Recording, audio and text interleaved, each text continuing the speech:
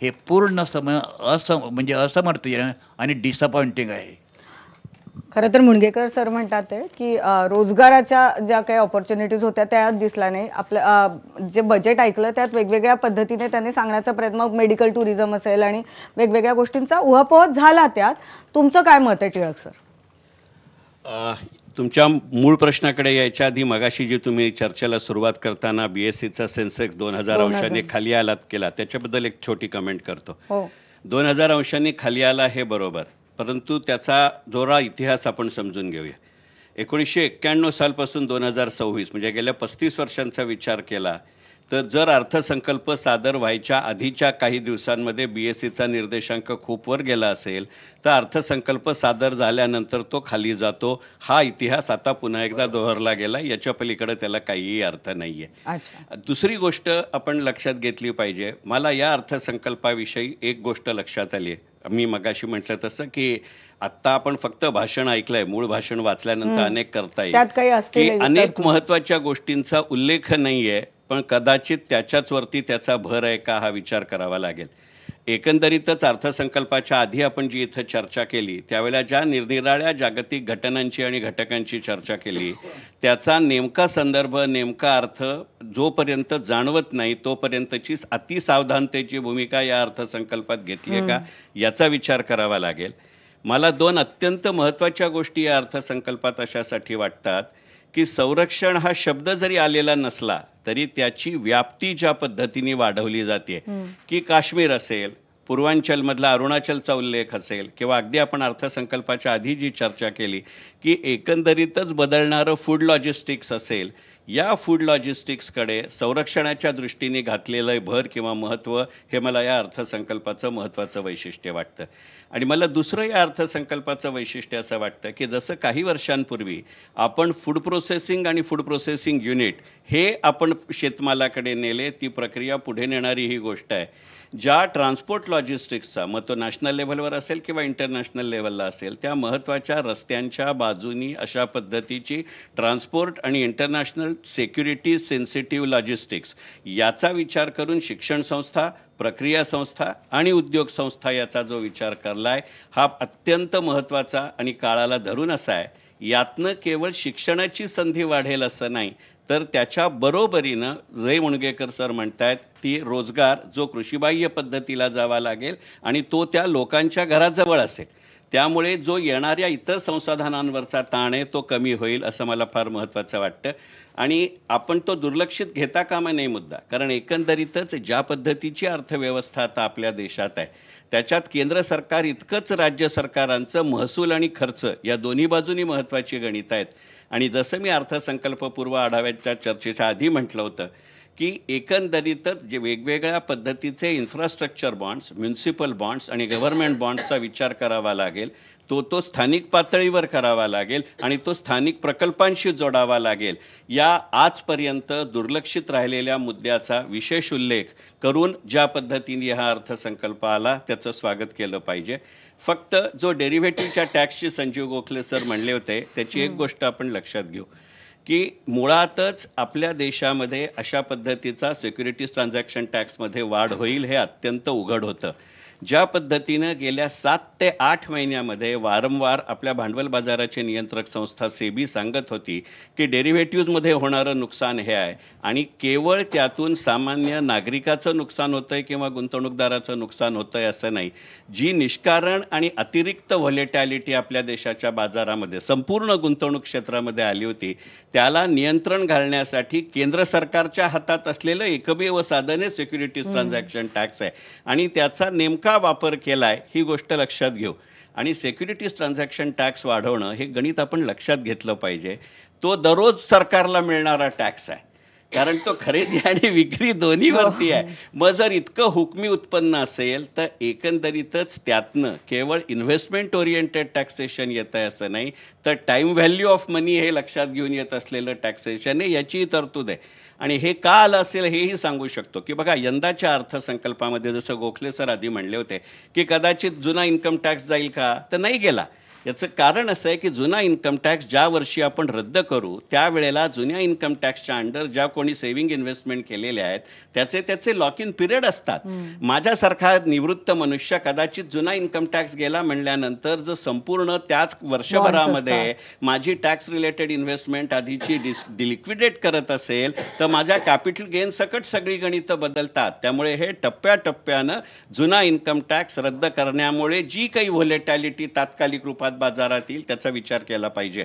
आणि मुणगेकर सर कितीही म्हणत असले तरी ज्या वेगाने आपली अर्थव्यवस्था वाढतीये त्याला लागणारं उत्पन्न केवळ करातनं न येता इतर गुंतवणुकी आणि माध्यमातनंही यावं लागेल त्या दृष्टीने टाकलेलं. याच्यात राजकीय धोके पुष्कळ आहेत हे मान्य आहे, पण अगदीच पहिल्या चर्चेत ते नको. नाही, खरं तर मुणगेकर सरांचं म्हणणं आहे की कृषी क्षेत्रासाठी फार काही नव्हतं, त्याच्यावर जायचंच आहे आपल्याला. आपल्याबरोबर उदय देवळणकर सर आहेत जे स्वतः कृषी अर्थतज्ञ आहेत. मात्र 2 उद्योजक आता आपल्या बरोबर आहेत आणि सरांचं म्हणणं आहे की 10,000-12,000 कोटींचीच तरतूद MSMEs साठी आहे. आणि आपण बघतोय की बायोफार्मासारख्या एका सेक्टरला ते मदत देताना दिसतात आहेत. वेगवेगळ्या ठिकाणी हब्स बनतात आहेत. नंतर आपण जे सारखं म्हणत होतो स्किल डेव्हलपमेंट त्याच्यावरही भर दिलेला दिसतोय. तुम्ही कसं बघताय भरतगीतेची? पहिले तर मी म्हणेल की पूर्णपणे मी एक सकारात्मक बजेट आहे असं मी सांगू इच्छितो. त्यामुळे सकारात्मक बाजू पहिले मांडतो. सर्वात पहिली म्हणजे मला तर असं वाटतं की आपण जे काही मुद्दे इथे MSMEचे असतील किंवा सगळे जे काही विकेंद्रीकरण असेल उद्योगाचं याबद्दल जे बोललो त्याबद्दल बरंचसं बोललं गेलं. त्यापैकी असं आहे जसं मुंगेकर सर म्हटले MSMEच्या प्रबळीकरणासाठी इक्विटीमध्ये 10,000 कोटी, त्याबरोबरच सेल्फ रिलायन्ससाठी 20,000 कोटी, असं बरंचसं त्यांनी लिक्विडिटीचा पण सपोर्ट देण्याचा विचार केलेला आहे. इनोव्हेशन लेड ऑर्गनायझेशन यावेत यासाठी सुद्धा बरीचशी तरतूद झालेली आहे. आणि उद्योगाचं विकेंद्रीकरण हे झालंच पाहिजे तरच भारताचा विकास होईल. फक्त मोठ्या शहरांमध्ये उद्योग सामावून जमणार नाही आणि urbanisation is the biggest issue today. त्याचबरोबर मला आणखी एक चांगलं वाटलं की खनिज ज्याचं त्यांनी कॉरिडॉर आंध्र प्रदेश, केरळ आणि कर्नाटक यामध्ये भारत हा सक्षम होईल आणि भारत हा आत्मनिर्भर होईल. त्याचबरोबर खनिजाची प्राइस थोडीशी वाढलेली ही चिंताजनक बाब आहे. कस्टमच्या आपण इज ऑफ डुईंग बिझनेस बद्दल म्हटलं की कस्टम मध्ये आम्हाला एकदम इझी एक्सपोर्ट करता आलं पाहिजे. आपल्याला जर एक्सपोर्ट ओरिएंटेड व्हायचं आहे, आपल्याला जर ट्रेड डिफिसिट रिड्यूस करायचा आहे, पण यामध्ये मला असं वाटलं की फक्त इलेक्ट्रॉनिक्सलाच का? तुम्ही म्हटलं फॅक्टरीपासून डायरेक्टली तुम्ही शिपवर ते कंटेनर चढवू शकाल, हा एक बाजू आहे. कंटेनर पॉलिसी सुद्धा दिसली आज आपल्याला, त्याचाही उल्लेख त्याला पण खूप मला चांगलं वाटलं की आज चीन हा जगातला नंबर 1 कंटेनर मॅन्युफॅक्चरर आहे. मला ऑफलाईन कुणीतरी बोललं कंटेनरचा काय संबंध, अरे आपल्याला एक्सपोर्ट करायचं असेल तर कंटेनर पण बनवावे लागतील. हा खूप चांगला मुद्दा इथे हे केला. आम्ही पुणेकर असल्यामुळे आम्हाला एक विशेष वाटलं की मुंबई ते पुणे आणि पुणे ते हैदराबाद हे रेल कॉरिडॉर आल्यामुळे आता हायवेवरची ट्रॅफिक कमी होईल, कारण कंटेनर जरा कमी व्हावेत, माल वाहतूक पण तिथून जावी, बातम्या कमी होतील. त्याचबरोबर जलमार्ग हा खूप महत्वाचा मुद्दा आहे. आपण जसं आपल्या पूर्वीच ऍग्रिकल्चरशी रिलेटेड, कृषीशी रिलेटेड तज्ज्ञ आहेत, त्यांनी बोलले की आसामकडे आपला राईस गेलाय, तिथून येण्यासाठी ते ट्रान्सपोर्टेशन खूप महाग होतं. तर रस्ते वाहतूक ही फार महागडी आहे. तर जलवाहतूक वाढवण्यासाठी त्यांनी सांगितलं की 12% आपण जलवाहतूक वाढवतोय. हे खरं तर फार लॉंग टर्मचं जलमार्गांची सुद्धा खूप लांबचं विजन आहे. आता जरा निगेटिव्ह साईड कडे येतो की मॅन्युफॅक्चरिंगला PLI PSI स्कीम बद्दल काहीच बोललं गेलं नाही. एक्सपोर्ट आपल्याला वाढवायचा आहे तर ट्रेड जर वाढवायचा असेल तर आपल्याला ट्रेडचा प्रोटेक्ट करावा लागेल. त्यासाठी अँटी डम्पिंग वगैरे बद्दल काही बोललं गेलं नाही की म्हणजे जे काही इम्पोर्ट कमी होण्यासाठी आपल्याला काहीतरी तरतुदी कराव्या लागतील त्या कमी. वुमन एम्पॉवरमेंट जसं सर बोलले तसं त्याच्यावर कमी बोललं गेलं आणि एनर्जी कॉस्टवर सुद्धा काहीच बोललं गेलं नाही. आणि लास्टचा मुद्दा, जर आपल्याला स्टार्टअप आणि जर आपलं उद्योगाचं प्रबलीकरण करायचं असेल तर फर्स्ट जनरेशन म्हणजे पहिले उद्योजक जे घडायचे त्याबद्दल सुद्धा कमी बोलण्यात आलं. पॉझिटिव्ह साईड पण सांगतात आहेत. सर तुम्ही डेटा सेंटरचाही उल्लेख केला होता आपल्या चर्चेमध्ये, आधीच्या डेटा सेंटरचाही उल्लेख झाला आणि मला वेगळं असं वाटलं की काही वेगळे जे क्षेत्र आहे त्यांचा उल्लेख झाला, जसं आता मी बायोफार्मा म्हटलं किंवा आणखीन जसं मेडिकल टुरिझमचा उल्लेख झाला. तर या सगळ्या गोष्टींकडे उद्योजक म्हणून कसं बघताय आणि तुम्ही म्हणजे जसं मी आधी म्हटलं की 5 महत्वाचे मुद्दे काय वाटतात? एक तर मला मी पॉझिटिव्ह वे बघतोय त्याच्याकडे. फक्त माझा एक नेहमी आक्षेप केलं कित्येक वर्ष राहिला की कोणत्याही अर्थमंत्र्याने परफॉर्मन्स बजेट पण द्यायला पाहिजे की पहिला अर्धा तास तरी किंवा 15 मिनिटं तरी मागे आम्ही जे काय सांगितलं होतं त्याच्याबद्दल आम्ही काय केलं. पण दरवेळेला बजेट कधीच वाईट नसतं, ते इम्प्लिमेंट कसं करतं त्याच्यावर अवलंबून म्हणजे असतं. अहवाल पण सादर केला पाहिजे. हां, तो म्हणजे आम्ही त्याला परफॉर्मन्स बजेट म्हणतो, ॲक्शन टेकन रिपोर्ट म्हणतो, काहीतरी त्याला म्हणायला पाहिजे. पण ते 15-1 मिनिटं तरी त्याच्यावर बोलायला पाहिजे. ते कोणी बोलत नाही आपल्या इथे. सिंगापूरला असं बोललं जातं, जर क्वार्टरला येऊन प्राईम मिनिस्टर ॲक्च्युली QBR आम्ही क्वार्टरली बिझनेस रिव्ह्यू करतो तसं करतो, तसं करायला पाहिजे माझ्या मते. नाही तर आपलं दरवर्षी चांगलं वाह करून आपण निघून जातो. पण चांगल्या गोष्टी त्यातल्या काय आहेत, म्हणजे SME सेक्टरला जे काही त्यांचे प्रॉब्लेम्स आहेत मला वाटतं ते ॲड्रेस्ड. आता त्याच्यामध्ये ॲक्च्युली त्यांच्या स्कीम्स काय आहेत, त्या इम्प्लिमेंट कशा होत आहेत ते मला अजून कळायला लागेल. पण इक्विटी सपोर्ट पाहिजे त्यांना, त्याच्याबद्दल बोलले आहेत ते. लिक्विडिटी सपोर्ट पाहिजे, त्याच्यामध्ये ठोस त्यांनी 3 उपाय सांगितले त्याच्यावर, ते मला आवडले. दुसरी महिला वर्गाबद्दल मला वाटतं त्यांनी ते लखपती दीदी त्याच्या का बीबी पुढे म्हणाले जाऊन मला आता कळलं ते नाही. हां, पण तो सेल्फ हेल्प ग्रुप करता जे काही करणं आवश्यक आहे. एंटरप्रिन्युअरशिप. ॲग्रिकल्चर याच्यामध्ये सुद्धा त्यांनी मला वाटतं शेतीपेक्षा म्हणजे माल याच्यापेक्षा सुद्धा शेतकऱ्यांना मत्स्य व्यवसाय करता ती तळी निर्माण करणं म्हणा किंवा इतर जे दुग्ध व्यवसाय आहे की जोडधंदे करून त्यांना इन्कम कसा वाढवता येईल याच्याकडे मला वाटतं त्याचा उल्लेख त्यांनी त्याच्यात केला. केलाय. त्या स्कीम्स त्याच्यामध्ये आहेत मुख्यत्वे करून. पण त्याहीपेक्षा मला वाटतं जास्त त्यांनी पुढे येणाऱ्या ज्या गोष्टी आहेत की आता सेमी कंडक्टर फॉर एक्झाम्पल, हो. की हळूहळू आपण आत्मनिर्भर बनताना आता अमेरिकेचा जसा प्रॉब्लेम झाला आहे की त्यांना चायनाशिवाय गत्यंतर नाही, म्हणजे चायनाने त्यांचं नाक दाबून धरलं आहे. कारण त्यांच्याकडे जो माल सप्लाय होतो त्यांच्याकडून तो बाकी त्यांना मिळत नाही कुठे. रेअर अर्थ मटेरियल आहेत किंवा मॅग्नेट्स आहेत किंवा मोटर्स आहेत. तर ते त्या दृष्टीने मला वाटतं त्यांनी उल्लेख केला आहे त्याचा आणि त्याचे पॉलिसी डिसिजन घेऊन त्याच्यावर गुंतवणूक करायला सुरुवात केली. बेसिकली फक्त या वर्षीचा विचार न करता जो आपण बघतोय की त्यांचं ते अमृतकाल बजेट आहे ते Correct. पुढे नेताना Correct. आपल्याला आणि हे दिसतंय. माझ्या मते चांगल्या योग्य दिशेने चालणार आहे. बरोबर. त्यामुळे मला वाटतं की मला काय मिळालं याच्यापेक्षा माझ्याकरता पुढे काय होणार आहे आणि ते त्या दृष्टीने जर का चोख व्यवस्था करण्याचा मानस तरी असेल, कारण नुसतं मानस आहे त्यांचा, हो. ते ऍक्च्युली कसं इम्प्लिमेंट होत आहे तरतुदी तरी पण त्याचा दिसतात विचार त्यातल्या. कोणीतरी करताय माझ्याकरता, हा मला वाटतं मोठा दिलासा देणारा भाग आहे. पण निगेटिव्ह म्हटलं तसं की मागच्या बजेटचं काय झालं पुढे ते महत्त्वाचं आहे, कारण प्रत्येक वेळेला स्कीम जाहीर होते पण ती पुढे इम्प्लिमेंट होतेच असं नाही.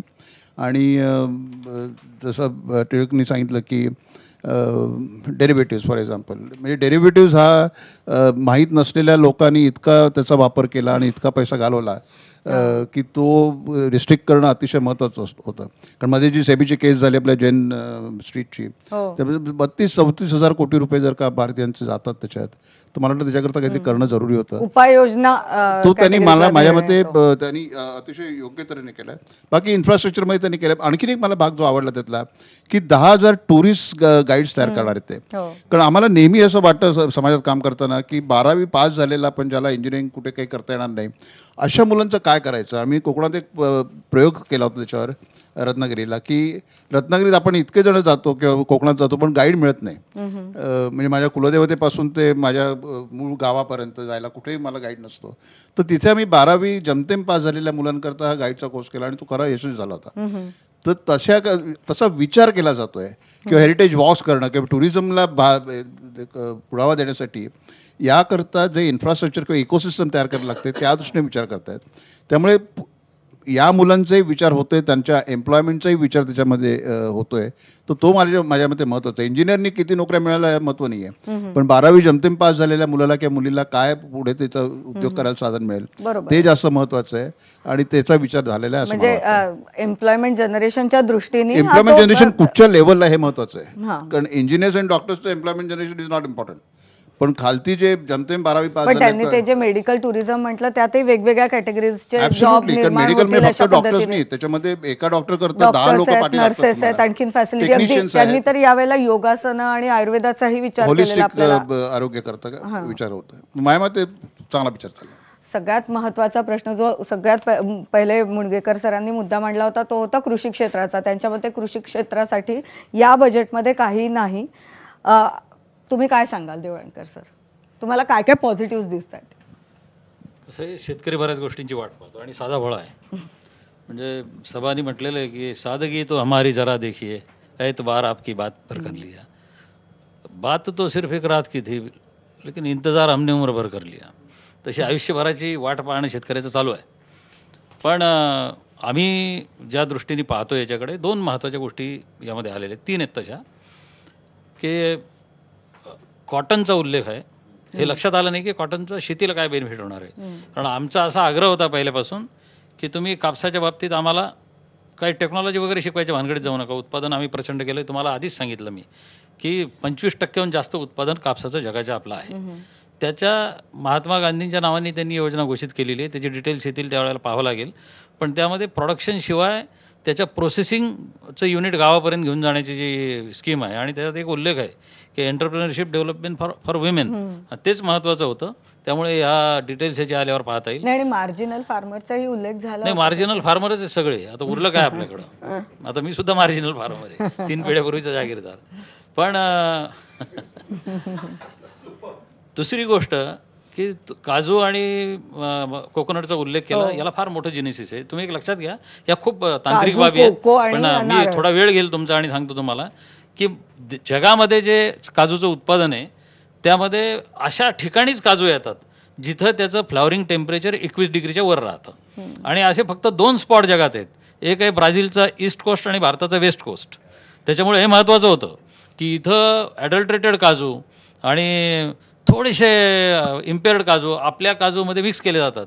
आपला काजू जो टॉप ग्रेडचा एक्सपोर्ट होतो किंवा बाहेरच्या लोकांकडून इम्पोर्ट केला जातो, त्यांच्या काजूमध्ये मिक्स करून तो विकला जातो.